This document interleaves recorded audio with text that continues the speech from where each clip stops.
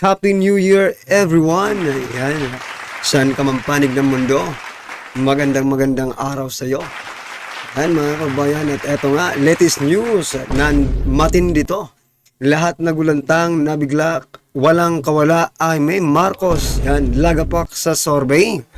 So yan mga kabayan, patungkol po yan ang ating alamin at bibigyan ng komento ngayong araw na ito. Eto na, simulan na po natin to. Sawa na ang bayan ko sa magnanakaw na tao.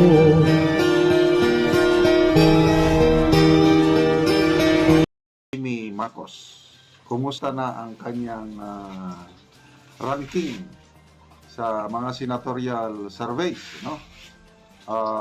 Bago yung formal filing of candidacy noong October 8, napapansin ko halos sa lahat ng surveys, pasok siya sa Magic 12. Ngayon, may mga surveys na hindi siya nakakapasok sa Magic 12. Kung makapasok man siya, nasa number 12 lang siya na marami siyang kaagaw. So yan mga kabayan, maybe ang tanong po dyan, no? Pasensya na po kayo sa boses ko kasi malat pa rin po mga kabayan. Ang tanong po dyan, bakit? Bakit ganitong nangyayari kay Senator Amy Marcos? Lumalagapak na sa mga survey, no? Maybe, nakikita na po ng ng taong bayan, ng isang bayan ng Pilipino, that Senator Amy Marcos is also a mangga. Diba? Mangga rin to mga kabayan. Kaya, wag po tayong magpabudol.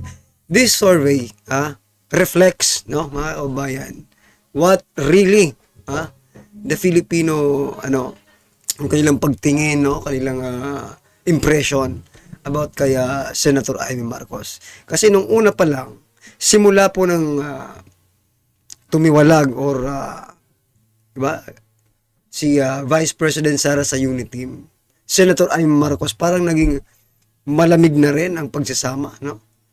Or pakikisama sa mga Duterte. Wherein, mga kababayan, dito po natin nalaman, dito po natin nabisto that Senator Amy Marcos is a mangga. Diba? So, ibig sabihin, alanganin na ang kanyang kandidatura.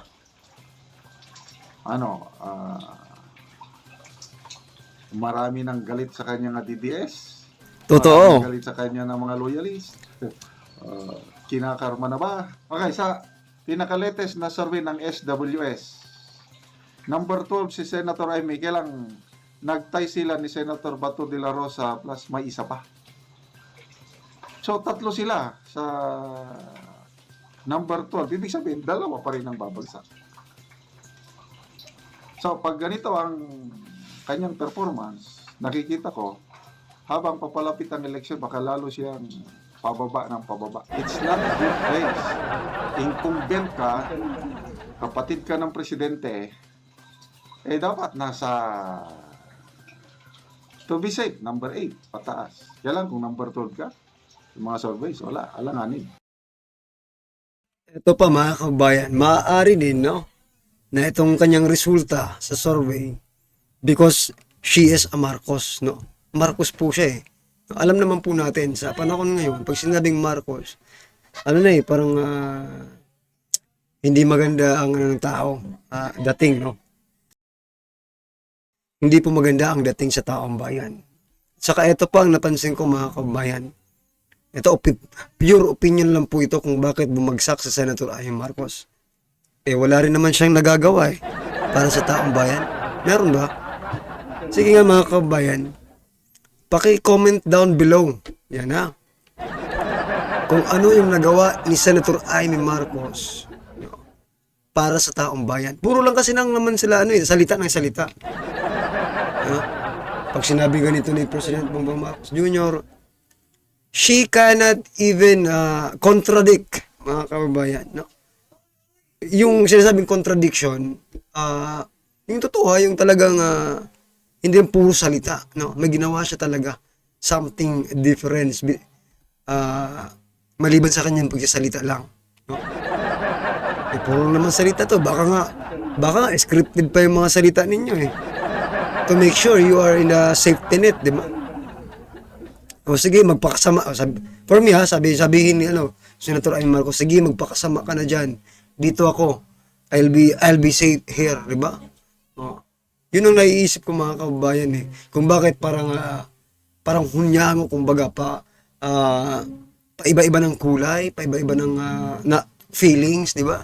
Itong si Senator Amy Marcos. Minsan naman kumakampi doon, minsan naman hindi. But anyway, what I'm trying to point out mga kababayan, Senator Amy Marcos is the elder sister of President Bongbong Marcos Jr. And blood is thicker than water, no? Always yan mga kababayan. Kahit anong mangyari, blood is thicker than water, ha? So bakit nasa alanganing pwesto ngayon si Senator Amy? Sabi ni Prof. Hindi naman po nakakapagtaka kung nasa alanganing posisyon siya. Di ba? Kahit pa siya kapatid ng presidente. Because the president is even not working, mga kababayan. For the Filipino. Talaga. Kumbaga, sama ka na sa hinanakit ng taong bayan. Yun eh, di ba? Because you are, of course, that's what I'm telling you, mga karibin natin, na dahil nga siya isang Marcos, no? Gumawa man siya ng mabuti, gumawa man po siya ng mabuti, maliban na lang kung talagang may gawin siyang something different, di ba? Different, di ba? O, yun lang. Kung mayroon siyang gagawin kakaiba, aside of being kapatid, di ba? Posible pa, marami pa pong pwedeng mangyari, ha. Wag rin po nating i-judge ngayon. Well, anyway, we're judging na base sa nakikita natin, di ba? Pero marami pwedeng mangyari. Maybe someday, di ba?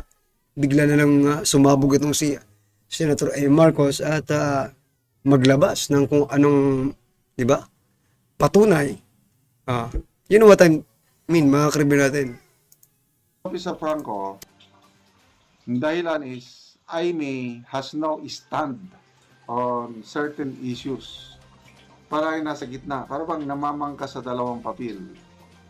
And voters do not like that. Agree ako doon. Dapat hindi yung safe palagi. You must make a stand. Kaya si Senator Amy, pwedeng maka Marcos, pwedeng maka Duterte, play safe, para daw wala siyang masagasaan. Ayun ang kinakaayaw ng marami. May post dito ni I think si Joey Di Bebre. Sabi niya, Amy played a big role in stopping the Peking People's Initiative of Martin Romualdez. Tapos #DDS double agent. Ayun. So, ano daw? Despite Grabe, ano pala ito sa Senator Amy Marcos? Mala James Bond, mga kababayan.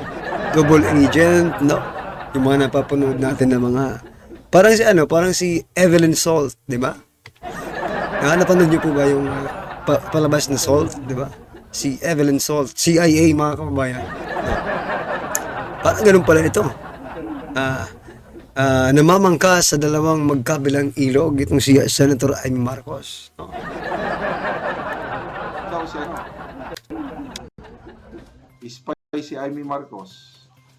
Parang nagamit siya para ma-expose yung People's Initiative. Nalaman natin ang katotohanan. Kaya lang maraming nag-react. Ayaw nila kay Senator Amy. Sabi ni Mark Malaban, no to Amy. Basta Marcos, automatic, no vote na yan. Eric Gogo. Of course, she opposed Tamba. Ito nga lang no, mga kababayan. Kasi may nauna ng Marcos sa yung senior. Now, we're giving chance sa junior naman. No? Pag pinagbigyan pa po natin sa pangatlong pagkakataon, ang lalabas diyan, no? Ang mga Pilipino talaga ay mga tanga, no? Kasi sabi nga, may isa pong kalimutan ko lang yung isang kasabihan. If you are doing the same thing, no?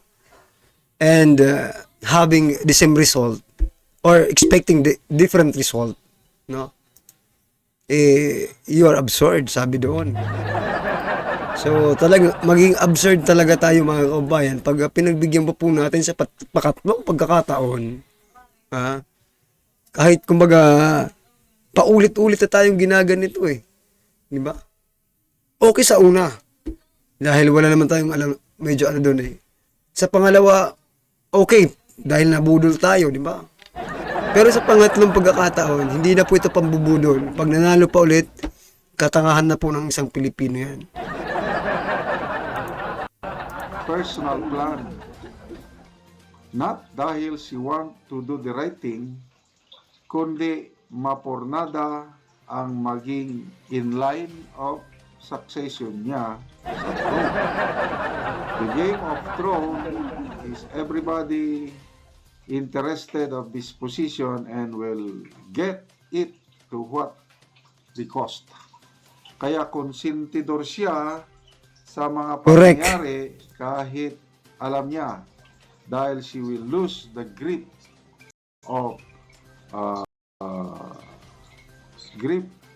the power if she will collapse. So she cannot be trusted. So, totoo mga kabayan, she cannot be trusted anymore, no? Even other Marcoses, Romualdez, mga karibyo natin, do not trust, mga karibyo. Mga kabayan, please, open your eyes and listen to your around you, di ba? Kapag binuklat mo ang iyong mga mata, makikita mo talaga there is something wrong with this government, no?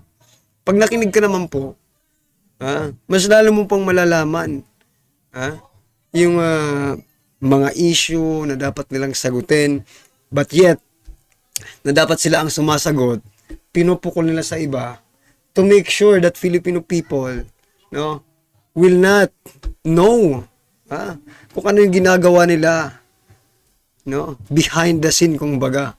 Ba? Yung eksena nila, eto, Duterte, imbestiga. But behind the scene, mayroon pa lang nangyayari ng ganito. Bintahan ng bintahan, kuhaan ng mga pondo, no? Mga bogus project, no? Ano pang masasabi natin? New Year po ngayon, mga kababayan, kailangan na po natin magbago, pero pagdating po sa mga issue sa Pilipinas, we don't have to change, no? We have to continue. Kailangan natin ipagpatuloy kung ano po yung nasimulan natin dito sa channel na ito, na, di ba, we're just giving reactions, comments to the issues. Kaya nakakapag-comment din kayo para hindi lang ako, di ba? Di ba? At yan, ang huli kong sasabihin sa inyo sa araw na ito, mga kabayan, kayo ba? Ikaw ba nanonood ngayon? Magpapabudol ka pa ba kay Senator Amy Marcos? Ngayong alam mo na siya po ay namamangka sa dalawang ilog at siya ay walang nagawa para sa ating mga Pilipino. Meron siyang nagawa, puro expose ng mga issue. Sagot sa mga issue. But what I'm trying to say, mga kabayan, to say, ano yung ginawa niya sa mga issue niyon?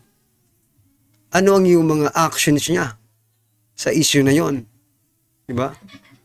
Well, anyway, kung ano man po yon, at maybe hindi ko alam, paki-comment na lang down below, mga karibin natin, okay? Ano man ang inyong reaksyon, opinion patungkol po sa video ito, i-comment lang po sa baba para at least alam po ng ating mga kabayan ng inyong opinion at reaksyon. Maraming salamat po. Sawa na ang bayan ko sa magnanakaw na tao.